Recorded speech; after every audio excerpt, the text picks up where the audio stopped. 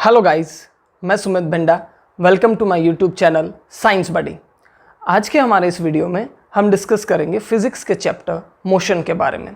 इस वीडियो में हम डिस्कस करेंगे मोशन क्या होता है और मोशन को हम सिंपली कैसे डिफाइन कर सकते हैं और मोशन को हम कैसे हमारी नोटबुक से ज़्यादा हमारे सराउंडिंग की एक्टिविटीज़ और हमारे सराउंडिंग के एग्जाम्पल्स के थ्रू, हमारी डे टू डे लाइफ के एग्जाम्पल्स के थ्रू ज़्यादा इजीली एक्सप्लेन कर सकते हैं और समझ सकते हैं। सो अगर हम मोशन को सिंपली डिफाइन करें तो कैसे डिफाइन करेंगे? मोशन को अगर मैं ऐसा कहूं कि किसी भी ऑब्जेक्ट का किसी भी तरह का मूवमेंट जो है उसे हम एक मोशन के तौर पे डिफाइन कर सकते हैं। कैसे? कि किसी भी ऑब्जेक्ट के किसी भी तरह के मूवमेंट को, अगर किसी भी ऑब्जेक्ट, यहाँ पे ऑब्जेक्ट से हमारा मतलब है जितनी भी लिविंग थिंग्स और नॉन लिविंग थिंग्स है। सो जस्ट सपोज अगर किसी भी लिविंग थिंग और नॉन लिविंग थिंग में किसी भी तरह का अगर मूवमेंट होता है तो उस मूवमेंट को हम उस ऑब्जेक्ट के मोशन के तौर पे डिफाइन कर सकते हैं, मोशन के तौर पे हम उसे समझ सकते हैं। फाइन, कि किसी भी ऑब्जेक्ट में अगर किसी भी तरह की हलचल होगी तो वो हलचल या वो मूवमेंट उस ऑब्जेक्ट का मोशन कहलाएगा। सो अभी हम मोशन से रिलेटेड हमारे सराउंडिंग के कुछ ऐसे बेसिक एग्जाम्पल्स के बारे में डिस्कस करेंगे जो हम सब इजीली ऑब्जर्व कर सकते हैं। जस्ट सपोज हम अगर बाहर जाते हैं तो हमारे सराउंडिंग में क्या देखते हैं? हम हमारे सराउंडिंग में चारों ओर बहुत सारे पक्षियों को उड़ते हुए देखते हैं। ठीक है, बर्ड्स जो है वो कंटिन्यूसली फ्लाई करते रहते हैं एक जगह से दूसरे जगह तक जाने के लिए।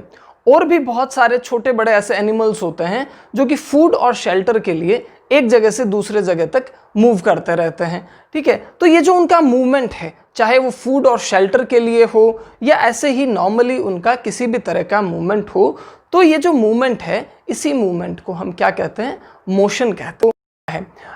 अभी यहाँ पे हमने ये जो ऐसे एग्जाम्पल्स डिस्कस किए, ये कुछ एग्जाम्पल्स तो ऐसे हैं जिनको हम डायरेक्टली ऑब्जर्व कर सकते हैं। जस्ट सपोज हम खुद ही, अगर हमने अभी मैंने जैसा कहा कि हम बाहर जाके ऑब्जर्व करते हैं, इट मीन्स कि जस्ट सपोज हम हमारे रूम में बैठे हैं, हम हमारे रूम से उठकर बाहर गए। ठीक है, हम मोशन की एक्टिविटीज़ को ऑब्जर्व करने के लिए बाहर गए। ठीक है, तो हमने क्या किया?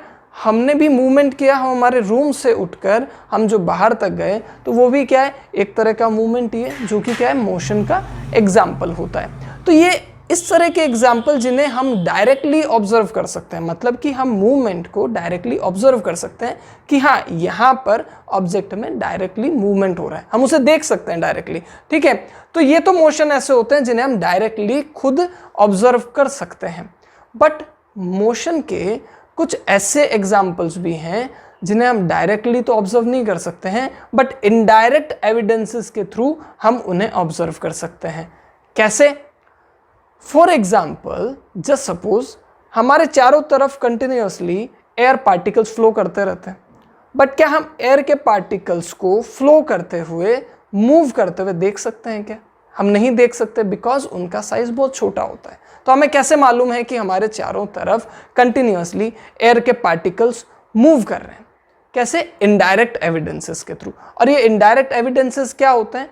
अगर हम हमारे चारों तरफ देखते हैं तो जो छोटे बड़े पेड़ पौधे हैं उनकी ब्रांचेज और लीव्स अगर मूव कर रही है, ठीक है, तो उन ब्रांचेज और लीव्स के मूवमेंट को ऑब्जर्व करके हम क्या पता लगाते हैं? कि एयर के फ्लो का पता लगाते हैं कि ठीक है, एयर का फ्लो कैसा है। ठीक है, उससे हमें क्या आइडिया लगता है? उससे हमें क्या ऑब्जर्व हम कर सकते हैं कि एयर के पार्टिकल्स क्या हैं?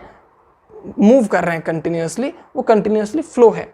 इनडायरेक्ट एविडेंसेस जो है उनसे हम और भी कुछ मोशन के एक्टिविटीज़ को ऑब्जर्व कर सकते हैं। कैसे? डेली हम क्या देखते हैं कि सुबह उठते हैं, अगर हम अर्ली राइजर्स हैं तो हम क्या देखते हैं कि डेली सनराइज होता है, सूर्य उदय होता है, और डेली शाम को सनसेट हो जाता है। ठीक है, सूर्य अस्त हो जाता है। ये क्या है? ये क्यों होता है? ये भी क्या है? बेसिकली एक इनडायरेक्ट एविडेंस है एक मोशन का। किसके मोशन का? अभी आप पूछेंगे कि सर ठीक है, आपने इनडायरेक्ट एविडेंस तो बता दिया, लेकिन सनराइज होना और सनसेट होना किसके मोशन का इनडायरेक्ट एविडेंस है? ये है अर्थ के मोशन के इनडायरेक्ट एविडेंस। क्या होता है? सनराइज सनराइज एंड जो सनसेट है ये क्या है, ये इनडायरेक्ट एविडेंसेस हैं अर्थ के मोशन के। वो कैसे? अर्थ बेसिकली दो तरह का मोशन करता है, ठीक है, और वो जो मोशन है उन दोनों को ही हम डायरेक्टली ऑब्जर्व नहीं कर सकते हैं। जस्ट सपोज मैं यहाँ खड़ा हूँ, ठीक है, तो क्या मैं डायरेक्टली ऑब्जर्व कर सकता हूँ कि अर्थ मूव कर रही है? नहीं कर सकता ना। तो उसके जो मूवमेंट है, अर्थ के मूवमेंट को हम इनडायरेक्ट एविडेंसेस के थ्रू ऑब्जर्व कर सकते हैं, जिनमें से एक है सनराइज और सनसेट होना है। कैसे? अर्थ जैसा कि मैंने कहा कि दो तरह के मोशंस करती है। एक मोशन तो ऐसा होता है जिसमें अर्थ एक फिक्स एक्सिस पे, एक फिक्स्ड एक्सिस पे कंटिन्यूअसली रोटेट होती रहती है, जिसे हम कहते हैं स्पिनिंग। कि जस्ट सपोज एक हम सब ने एक इस तरह का एक्सिस है, हम सब ने ग्लोब देखा होगा, तो ग्लोब में हम देखते हैं कि जो राउंड, जो अर्थ का जो स्ट्रक्चर होता है वो एक ऐसे स्लांटेड एक्सिस के ऊपर टिका होता है, ठीक है। ग्लोब का जो होता है, अर्थ का जो उसमें मॉडल होता है वो क्या होता है, इस तरह से एक एक्सिस होता है, यहाँ पे एक नॉब होता है जिसके ऊपर वो टिका हुआ होता है। तो ये क्या होता है, ये एक एक्चुअल एक्सिस होता है जिसके ऊपर अर्थ कंटिन्यूअसली राउंड राउंड स्पिन होती रहती है। और ये जो स्पिनिंग मूवमेंट है, जिसे अर्थ का क्या कहते हैं, स्पिनिंग मूवमेंट, और अर्थ के इस स्पिनिंग मूवमेंट को रोटेशन कहते हैं। कि अर्थ अपने ही एक फिक्स अर्थ का अपने ही फिक्स एक्सिस पे स्पिनिंग मूवमेंट जो है उसे हम क्या कहते हैं, रोटेशन कहते हैं। ये जो स्पिनिंग मूवमेंट है, स्पिनिंग मूवमेंट ऑफ अर्थ जो है, इसे क्या कहा जाता है, रोटेशन कहा जाता है। Rotation of earth on it's fix axis. अगर अर्थ अपने ही फिक्स एक्सिस पे स्पिन करती रहती है तो अर्थ के इस तरह के मोशन को रोटेशन कहा जाता है। अर्थ के इसी रोटेटरी मोशन की वजह से ही डेली सनराइज और सनसेट होता है। अभी अर्थ का जो दूसरे तरह का मोशन होता है उसे कहा जाता है रिवोल्यूशनरी मोशन। ये क्या होता है, रिवोल्यूशनरी? इसका मतलब होता है कि रिवॉल्व होते रहना। रिवॉल्व होने से मतलब है कि सोलार सिस्टम में सारे प्लैनेट्स जो हैं सन के चारों तरफ रिवॉल्व होते रहते हैं एक फिक्स ऑर्बिट में। तो सारे प्लैनेट्स की तरह अर्थ भी सन के चारों तरफ एक लार्ज ऑर्बिट में कंटिन्यूअसली रिवॉल्व होता रहता है। और अर्थ के सन के चारों ओर कंटिन्यूअसली जो रिवॉल्विंग मूवमेंट होता है उसको रिवोल्यूशनरी मोशन कहा जाता है, जिसकी वजह से जो थ्रू आउट द ईयर, पूरे साल के दौरान जो सीजन्स में चेंजेस आते हैं। सीजन्स में चेंजेस क्या आते हैं कि अगर हम जनवरी से लेकर दिसंबर तक ऑब्जर्व करें तो जनवरी में क्या होता है, विंटर सीजन होता है, फिर स्प्रिंग आएगा, फिर धीरे धीरे समर सीजन आएगा, फिर मॉनसून आएगा। तो ये जो सीजन्स में कंटिन्यूअसली चेंज होता रहता है, ये चेंज होता है अर्थ के रिवोल्यूशनरी मोशन की वजह से, जो कि अर्थ सन के चारों तरफ एक लार्ज ऑर्बिट में कंटिन्यूअसली रिवॉल्व होता रहता है। उसको क्या कहा जाता है, रिवोल्यूशनरी मोशन। बट क्या हम उसे डायरेक्टली ऑब्जर्व कर सकते हैं? क्या हम यहाँ पे खड़े होकर अगर हम ऐसे देखें तो क्या हम अर्थ के सन के चारों रिवोल्यूशनरी मोशन को ऑब्जर्व कर सकते हैं? नहीं कर सकते हैं। तो उसका हमें ऑब्जर्वेशन कैसे होता है, इनडायरेक्ट एविडेंसेस के थ्रू। अभी हमने हमारी सराउंडिंग की जितनी भी एक्टिविटीज को मोशन से रिलेट किया, अगर हम उन सब एक्टिविटीज को ऑब्जर्व करते हुए मोशन को एक सेंटेंस के फॉर्म में डिफाइन करें तो वो डेफिनेशन क्या होगा? वो डेफिनेशन होगा, मोशन क्या होगा, when an object's position changes with respect to a reference point. हमें ये सेंटेंस को थोड़ा ध्यान से ऑब्जर्व करना है। क्या है, व्हेन एन ऑब्जेक्ट्स, कि जिस भी ऑब्जेक्ट के मोशन को हम ऑब्जर्व कर रहे हैं, अगर उस ऑब्जेक्ट का जो पोजीशन है, अगर वो पोजीशन चेंज हो रहा है, ठीक है, when an object's position changes with respect to a reference point. ये जो आगे के जो इसका सेंटेंस है उस पर हमें ज्यादा गौर करना है कि with respect to a reference point. यहां पर क्या हुआ इस डेफिनेशन का मतलब कि अगर किसी ऑब्जेक्ट की पोजीशन चेंज होती रहती है, क्या, किसी एक रेफरेंस पॉइंट के रेस्पेक्ट में। तो यहां पे रेफरेंस पॉइंट से हमारा मतलब क्या है कि यहां पे रेफरेंस पॉइंट क्या होगा, बेसिकली जस्ट सपोज अगर हम किसी भी ऑब्जेक्ट के मोशन को ऑब्जर्व कर रहे हैं मोशन को ऑब्जर्व कर रहे हैं, उसका मतलब क्या हुआ कि वो ऑब्जेक्ट में किसी ना किसी तरह का मूवमेंट हो रहा है। ठीक है, फॉर एग्जाम्पल जस्ट सपोज एक ऑब्जेक्ट है जो कि पोजीशन ए पर है।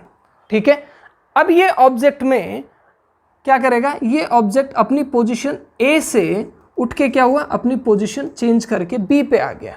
ठीक है, तो ये ऑब्जेक्ट को पोजीशन ए से बी पर जाने के लिए क्या करना होगा, बेसिकली मूवमेंट करना पड़ेगा, और उसी मूवमेंट को हम क्या कहते हैं, मोशन कहते हैं। ठीक है, तो अगर ऑब्जेक्ट की पोजीशन में चेंज होता है, ठीक है, हमने यही कहा कि ऑब्जेक्ट की पोजीशन पहले तो ए पर थी, ठीक है, और बाद में वो चेंज होकर मूवमेंट के बाद में पोजीशन कहाँ हो गई, बी पर शिफ्ट हो गई। तो हम कह सकते हैं कि ऑब्जेक्ट में किसी ना किसी तरह का मोशन जरूर हुआ है। बट यहाँ पर with respect to reference point का क्या मतलब होगा, इसका मतलब होगा कि अगर हम किसी भी ऑब्जेक्ट के मोशन को या मूवमेंट को ऑब्जर्व करते हैं तो हमें ये कैसे पता चलेगा कि उसका पोजीशन में चेंज हुआ है।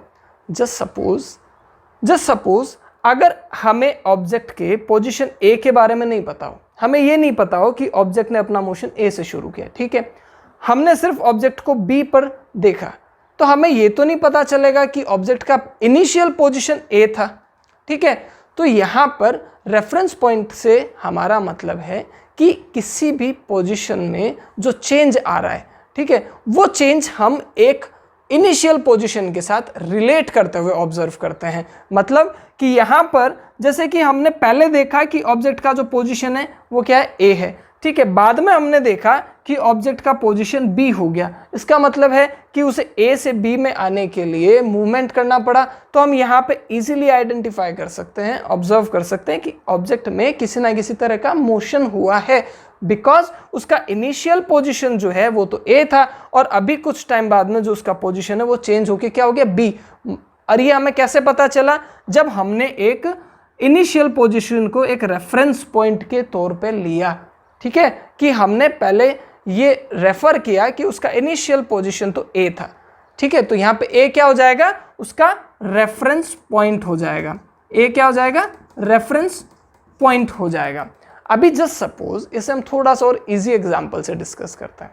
हम डेली सनराइज और सनसेट होना देखते हैं। ठीक है, हमें मालूम है कि सनराइज का होता है ईस्ट डायरेक्शन में होता है और सनसेट का होता है वेस्ट होता है। ठीक है, वेस्ट में होता है। अगर हम सनराइज को थोड़ा सा ध्यान से ऑब्जर्व करें, जस्ट सपोज ये हमारा हॉरिजॉन्टल एक्सिस है, ठीक है, सरफेस है, ठीक है, इधर क्या है, ईस्ट है, ये वेस्ट है, हम यहाँ पे हैं। ठीक है, जस्ट सपोज हम यहाँ पे हैं। अगर हमको सनराइज और सनसेट को ऑब्जर्व करना है तो हम क्या देखते हैं कि सनराइज में जब सनराइज होता है, जब सूर्य उदय होता है, तब सन का पोजीशन कहाँ होता है, ईस्ट में, हमारे सामने एकदम नीचे की ओर होता है। ठीक है, जस्ट सपोज सनराइज के टाइम पे सन का पोजीशन है यहाँ पे। थोड़े टाइम बाद में हम क्या देखते हैं, अगर जस्ट सपोज हम घंटे भर बाद में देखते हैं, तब क्या सन का जो पोजीशन है वो यहीं रहेगा, नहीं, ये तो नहीं रहेगा जहाँ पे हमने सनराइज का टाइम देखा था। ऑब्वियसली वो थोड़ा सा ऊपर आ जाएगा, थोड़ा सा चेंज होगा। ठीक है, हम और कुछ टाइम बाद में ऑब्जर्व करते हैं तो वो और ऊपर आ जाएगा। ऐसे धीरे धीरे अगर हम कंटिन्यूअसली ऑब्जर्व करते हैं, ठीक है, तो हम देखते हैं कि दोपहर में वो हमारे एकदम हेड के ऊपर एकदम वर्टिकल हाइट पे आ जाता है। ठीक है, और फिर शाम होते होते वो वापस से वेस्ट में नीचे की तरफ आने लगता है, और जो सनसेट का टाइम है उसमें वो जो हॉरिजॉन्टल एक्सिस है उसके वापस से बराबर में आ जाता है। तो हम यहाँ पर अगर सन की पोजीशन को ऑब्जर्व करें, ठीक है, कि हमने क्या देखा, पहले ईस्ट में यहाँ था, फिर यहाँ, फिर यहाँ, फिर वर्टिकल एकदम हाइट पे आ गया, फिर वापस से एट द एंड जब सनसेट होता है तब वेस्ट में एकदम हॉरिजॉन्टल सरफेस लेवल पे आ जाता है। लेकिन ये कब हुआ, जब हमने ईस्ट में उसकी सनराइज की पोजीशन को रेफरेंस पॉइंट के तौर पे हमने उसे रेफर किया, कि हमने सुबह सुबह सनराइज के टाइम पे उसकी जो पहली पोजीशन थी उससे रेफर किया कि हाँ, हमने जब सनराइज देखा था तब सन का पोजीशन ये था। ठीक है, तब वो क्या हो जाएगा, इनिशियल पोजीशन क्या हो जाएगा, रेफरेंस पॉइंट। ठीक है, अब इसी रेफरेंस पॉइंट को अगर हम 1 घंटे बाद में आकर देखेंगे तो हम क्या कहते हैं कि पहले तो उसका इनिशियल पोजीशन ये था, अब ये हो गया। मतलब कि हमने उसके इनिशियल पोजीशन को रेफर किया।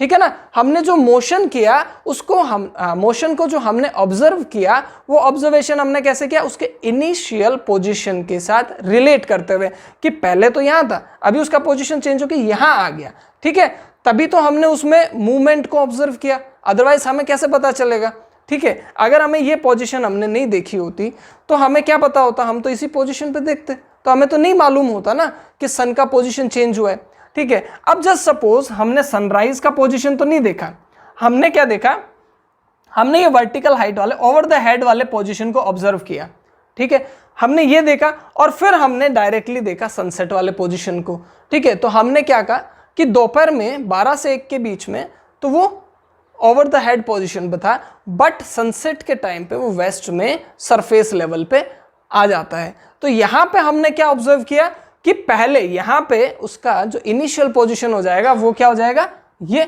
इनिशियल पोजीशन मतलब यहाँ पर रेफरेंस पॉइंट क्या हो जाएगा, जो ओवर द हेड पोजीशन है ये वाला, ठीक है। कहने का मतलब क्या है कि जब भी हम किसी भी ऑब्जेक्ट के मूवमेंट के बारे में डिस्कस करते हैं तो जो भी इनिशियल पोजीशन, जो भी लास्ट इनिशियल पोजीशन है जिसके साथ हम उसे रिलेट करते हैं, कंपेयर करते हैं, या हम ऐसा कहते हैं कि पहले तो वो इस पोजीशन में था, अब चेंज होकर इस पोजीशन में आ गया, तो जिस भी इनिशियल पोजीशन के बारे में हम बात कर रहे होते हैं वही उसका क्या हो जाता है, रेफरेंस पॉइंट हो जाता है, ठीक है। तो यहाँ पे, और ये रेफरेंस पॉइंट कंटिन्यूसली चेंज होता रहता है अगर कंटिन्यूस मोशन है तो।